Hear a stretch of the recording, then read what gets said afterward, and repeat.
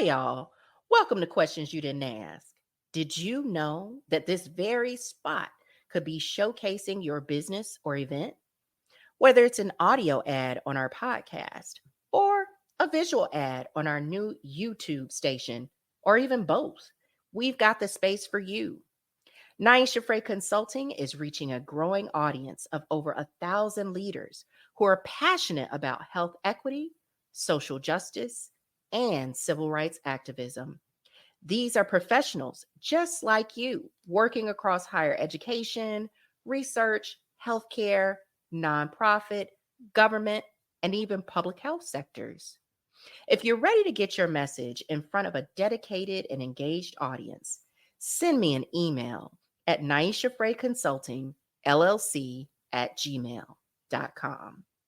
Let's talk about how we can help you connect with the people who need to hear about your services and products that advance health equity and wellness. Don't miss out. Get in the mix and let's make an impact together.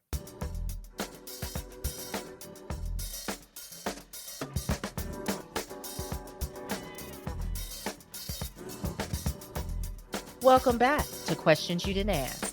I'm Niasha Fray, joined again by wellness entrepreneur Charles Chambers as we continue our series, Trippin', Black Men, Land, and Liberation. Let's pick up where we left off. One of the things that I brought up was, acquiring land and thinking about innovative ways for us to have access to protect and preserve natural spaces, to facilitate the growth and development of natural spaces. Have you seen or observed any of that type of action or activity, or even been interested in discovering how that can happen? What insights do you have about that, if any? Well, I could tell you this. Personally, I think that us as a group of people, Black people, I think this government is going to do what the government's going to do. I think there's a lot we could do for ourselves. And I basically boil it down to three things. And I think we, as a group of people, if we educate our own kids, we grow our own food, and we create our own economy. In other words, we support each other in our businesses, and we buy and sell to each other, energize our own economy. We educate our own kids. What this administration is doing, that's really leading us down that path. So what we need to do is come together and figure out a way to educate our kids the way we would want them to be educated. I don't think that the school system that this government is going to put in front of our kids it's not working, and it's not serving us. Even before this administration, it's not okay the way that our schools are today. It's not. And I'm outraged about it. My kids are grown, but our future, we can't leave things the way that they are. So again, we educate our own kids, grow our own food. And that's speaks about these green spaces. I think that's going to become critical in the future, where your food having local food. But with these three things, I think everything else will fall into place. The growing of food would be interactions between different generations. Doing these things will automatically bring about the unity and community that we talk about, that we kick around. And it's not that complicated. If we just focus on the basics of what we need, those other complicated things will come together. So getting back to basics, in a sense, right? And I think you spoke to this, that means that community plays a large role in addressing these social determinants of health and promoting wellness that our government, at least now and to some extent before, has not been successful in doing to help preserve us. Right. And we're just not in their program. Right. So we have to do it. I believe that, I wrote this poem, it's called My Piece. I think that we all have a contribution towards our community And that I think a tragedy is when a person passes away before they contribute to the Mm, pie of our community. But yes, when we're born, we have a, um, I don't want to say obligation, but to me, that's what life's about. You're born, and then you play some piece in this big part of stuff that happens. Otherwise, what are you here for? I'm hoping that I can expand my contribution. Like, to me, that's part of the living part, is contributing to our community. is that a part of what made you choose life over death when it came down to, addressing your addiction? Well, that was a part that played when I wasn't contributing. So Mm, that was a red flag. So when I was in my addiction, it was like, I was all out for self. I wasn't contributing. It was no good. hmm So it played a part in that. But as I'm healing, the want to contribute more is there. And hmm that the community thing, I mean, that it's being of service to people is, I think, what spiritually it helps keep me helping other people helps me. Yeah. Yeah. That I have to give it away to keep it. Mm, that's deep. That we have to give it away in order to keep it. I Mhm. love that. I love that. So as we're starting to come to this last phase of our discussion, one of the questions that I love to ask my guests, because this is questions you didn't ask, what are some questions I didn't ask but should have? I thought your questions were interesting. Um, what I would like to add to this conversation is that the tripping isn't just about going to different places or green spaces.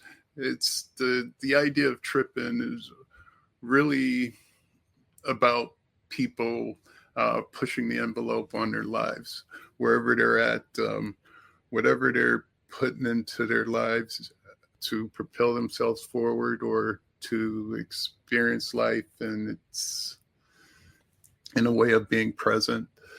Uh, the, the people that are out there doing their thing, I would call that tripping. I'll give you an Mm-hmm. example. I just posted the other day. It's a video of me doing stand-up comedy. Saw Um, that. you're right. Um, that to me, that describes the tripping, what tripping is about. Because the thing is that I don't like speaking in front of audiences and comedy. I'm not a comedian. And so that was me stepping into it blindly, to just showing up and doing what I could. To me, that's tripping. People that are out there, and I believe there's people in all facets of life, that you don't have to climb a mountain or be out in the forest to do this tripping thing. It's really wherever you're at, long as you're giving it your all, showing up and doing your thing. That's what the tripping is hoping to foster.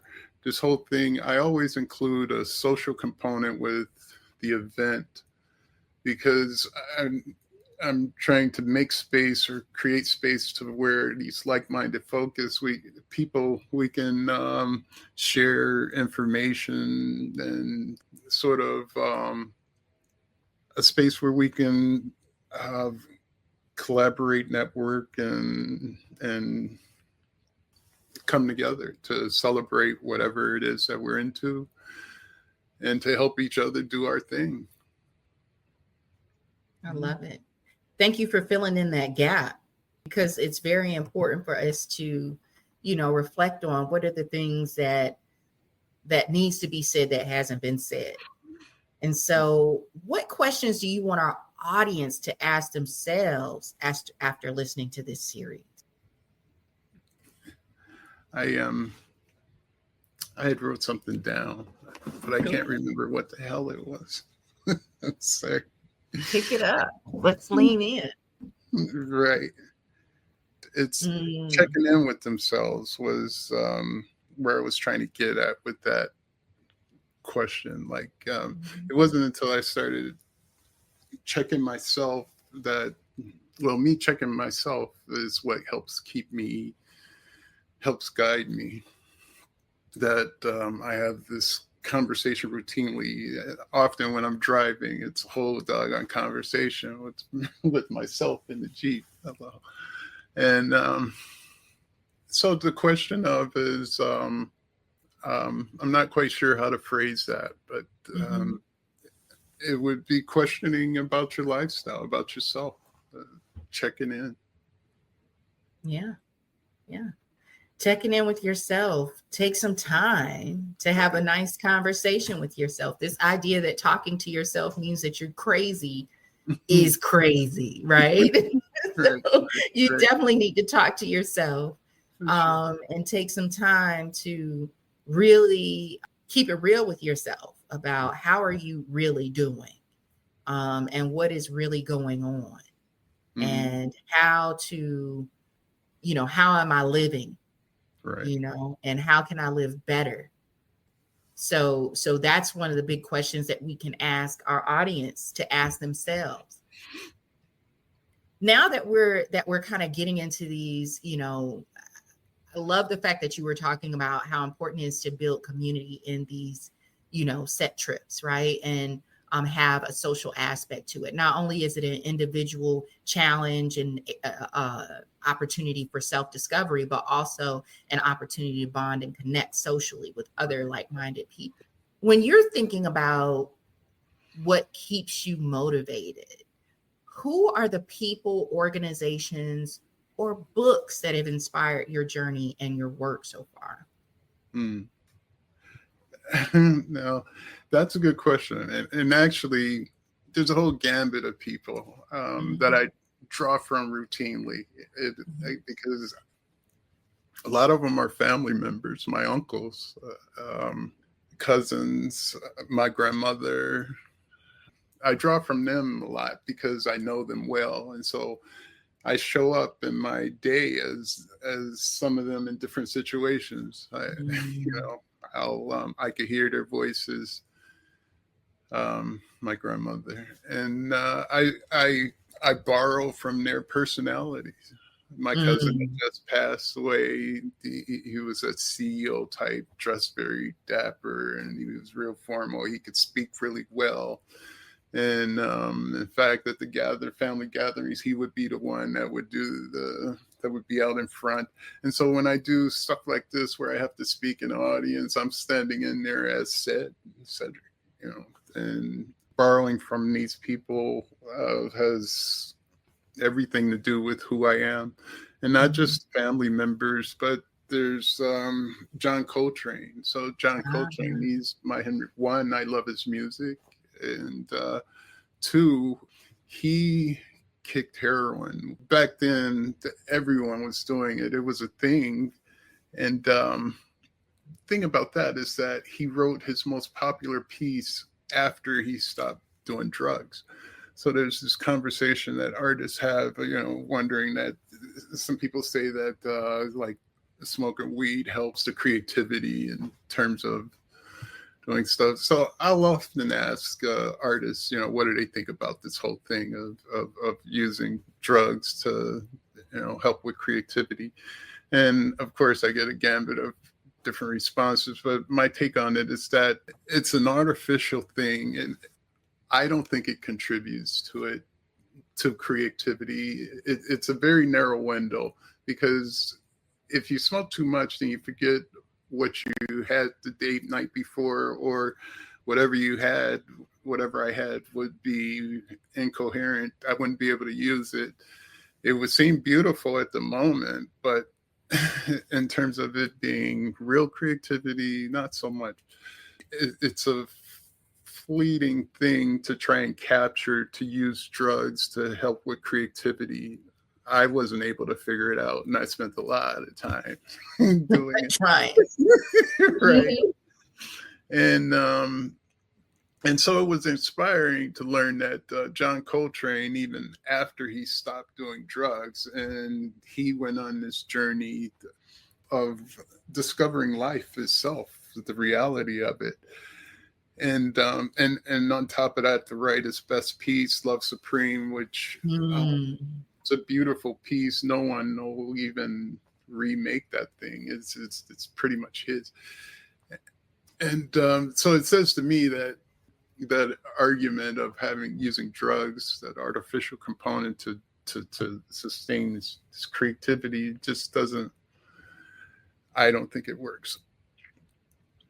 If you're enjoying the show as much as we love creating it, consider showing your support by buying us a cup of coffee. Visit buymeacoffee.com/Niasha Fray O. That's buymeacoffee.com/Niasha Fray O. All one word. Each cup is just $5, and every single one helps us continue to produce, develop, and sustain the high quality content you've come to expect from Questions You Didn't Ask. Thank you for your continued support, and let's keep the conversation going. I love that. Thank you for sharing that. I did not know that about, our beloved Coltrane and Love Supreme. And how that story, that man, has been a facilitator in your wellness journey, in your health journey, and in your journey to maintain your sobriety. And then also there's tons more. There's people that told me, hey, that's not cool what you're doing. There's a gazillion. That's what I learned, is that I need to connect with people in order to sustain my sobriety.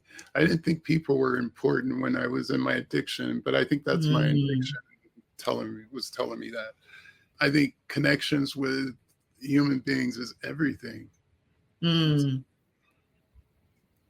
That's awesome. Are there any other organizations that inspired you or even assisted you along your way in your entrepreneurship with developing Set Trippin, or helping to, facilitate your success, or just give you that eureka moment of innovation? It's still early on. And I've been at the table with the Adams Board. The Adams Board provide funding for these agencies that deal with mental illness. And so they've been interested in my story, and we'll see where that leads. But I'm optimistic that I'm looking forward to whatever relationship we could work out. Awesome. And if this platform can help build that relationship even stronger, please use it. Adams Board, I'm here to support Charles Chambers and the work that he's doing with Set Trippin and his other endeavors, and looking forward to you being able to connect with other organizations that can also help to further deepen this work and help to make it even more impactful for those people who are interested in taking these journeys with you. Yes, absolutely. Thank you. Yes, you're welcome. So, are there any key solutions or practices that you believe are essential for improving mental health and wellness, especially among Black men? I'd like to point out what I was talking about in the beginning about me asking for help. That I think a lot of us out here, that was difficult for me to do. Not physically to say, hey, can you help me? But in my mind, it was a whole thing that I had to go through that much suffering to say, hey, can you help me? That I think I prided myself off of the suffering, being in that, I wasn't considering it suffering, but it was like just accepting, it's just like this is the way it is, suck it up, do it, me being a Marine, and then also I have a high threshold for pain. So being in a funky situation, I can endure it. I can outlast this. And even with going to the doctor, like when I was in my addiction, that wasn't the emergency room was doctor visits, unless my arm was hanging off, I was going to be okay. I'm all right. Right. And so all the people in my life saying, oh, you should go to the doctor. It's all right. I'm all right. What are you talking about? But yes, we need to listen to our bodies. That's another thing. Oh my goodness, since I've sobered up, now I'm hearing all this noise inside my mind and my body where I used to ignore. I didn't know the different levels of the mental. I'm starting to attach names to be able to organize how I feel inside. And, before an addiction, it was just 3 things: pissed off, normal, and happy, giddy. Those are all 3 emotions that I could identify with. And in this road to recovery, it's really about me listening to myself. I'm starting to learn to identify what that feeling is when I say I'm feeling anxiety. These check-ins that I do with myself help me organize all of this complicated stuff that's going on inside of me. And that's what the journaling does also. It gives me a chance to sort of sort those out. That's important for me because it helps break down these complicated feelings or notions I have in my head and really break them down to something that makes it palatable, that I can deal with and take action on. And even so, the first part to any problem is recognizing that there is, and then being able to respond to it. But yes, for Black men, one, for us to this thing of living and suffering, it's we've got to let that go and ask for help. To be vulnerable at times, that it's not a bad thing. It's I'm not sure. Well, I'm not sure what to do about that. I share my story of me asking for help, and not just that. I practice not just with the quit drinking, but even with working. I would always try and accommodate what was in front of me. And in my today world, well, let me back up. I used to put my work first, and then I'll take care of Chuck later. And I pride myself off of getting my work done at the expense of everything: my family, my kids, me. And it was I think I did that because it was easier to do the work than it would be to show up and take care of myself and my family. And so today I've switched that all the way around. Now I take care of Charles and my family, and then work is secondary. That's a wrap on this episode of Questions You Didn't Ask. I'm Niasha Fray, and it's been a privilege to speak with Charles Chambers, founder of Set Trippin Outdoor Adventures. His reflections on freedom, recovery, and reclaiming space set the stage for what's ahead.